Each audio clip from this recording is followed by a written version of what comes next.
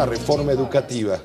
Bueno, a mí me parece que pues esta era una de las iniciativas, uno de los éxitos más importantes de esta administración. Ha sido muy... La joya de la corona. Yo creo que podríamos llamarla en esos términos, pero creo que los disidentes del magisterio, la coordinadora de maestros, ya le tomó la medida al gobierno federal. ¿Tú sientes al gobierno doblado, vencido? Pues mira, yo creo que sí, creo que en primer lugar, tú lo mencionabas hace unos minutos, se percibe ya una división dentro del gobierno. No vemos nosotros una cohesión que se veía hace unos meses, en donde había claramente una unidad dentro de la administración del presidente Peña Nieto, y ahora pues hay dos líneas. Una, exacto, que ha insistido en la negociación con los maestros, con la coordinadora de maestros, que incluso ha llevado a la liberación de quienes estaban presos hasta hace unos días,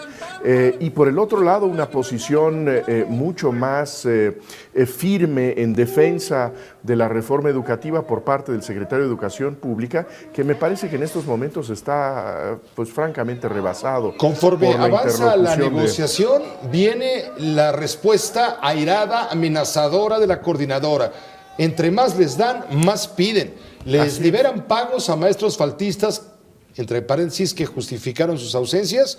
Sí. Nada. Facilitaron la salida de prisión de los líderes de la sección 22, emblemáticos del movimiento. Nada. Demandan quitar al secretario de Educación Pública. Demandan al gobierno hacer públicos los acuerdos. Demandan al gobierno, desde luego, lo más importante, derivar la reforma educativa. Eso no se los puede dar más que, bueno, ni Obama, ¿no? Más que López Obrador, ¿no?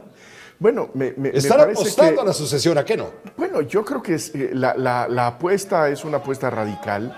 No creo que podamos nosotros tener la ingenuidad de que estas exigencias tengan que ver con una intención negociadora, sino que tienen como propósito, francamente, la abdicación del gobierno en esta iniciativa, que tiene el respaldo, Pepe, creo que no lo podemos ignorar, de el poder legislativo, de prácticamente todas las fuerzas políticas que se pusieron de acuerdo para una reforma constitucional. No es simplemente en ese sentido que se eche para atrás una reforma que sale de la SEP, sino que tiene ese respaldo. En ese sentido, yo creo que es muy grave lo que está sucediendo, y creo que se metió en un brete francamente complicado el gobierno federal desde el momento en que empezó a ceder ante las demandas de la coordinadora. Cuando vino también la protesta tradicional de cada 15 de mayo, Día del Maestro, se veía ciertamente, tú lo acabas de tocar, un gobierno,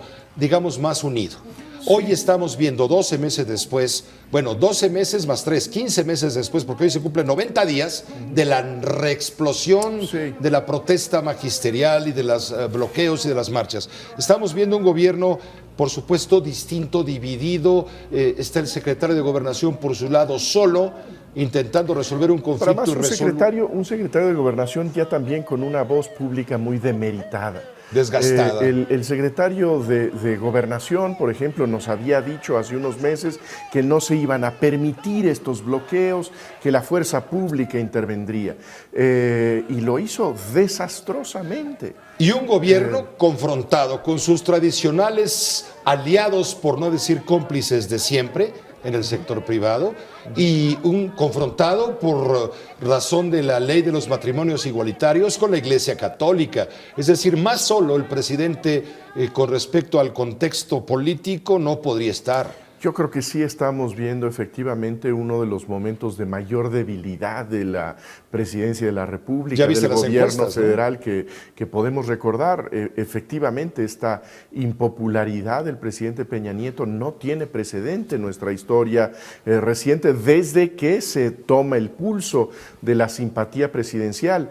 Y eso creo que sí tiene efectos en términos de su capacidad, por ejemplo, para disciplinar a su propio partido, para convocar a otros actores, y desde luego que envalentona a todos sus adversarios.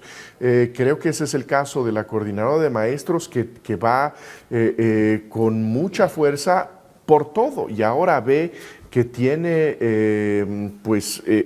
enfrente la posibilidad de tumbar la reforma educativa. Vientos huracanados soplan sobre el imperio peñanietista. Si Realmente, fuéramos el Excelsior sí. de hace, ¿qué te gusta? ¿100 años? Algunos años. ¿Algunos Sí. años 100? Sí, pero yo creo que lo que sí. estamos viendo realmente es muy complicado para el gobierno de Enrique Peña Nieto, un proceso que se le complicará incluso dentro de casa, el proceso sucesorio, y lo estamos viendo también ya en lo que retratan las encuestas en términos de las perspectivas hacia el 2018, en donde su partido pues está ya en tercer lugar, lejos del Partido Acción Nacional, luego lejos del partido de Andrés Manuel López Obrador. Jesús, te agradecemos mucho, como siempre, tu comentario. Gracias, los Pepe. lunes.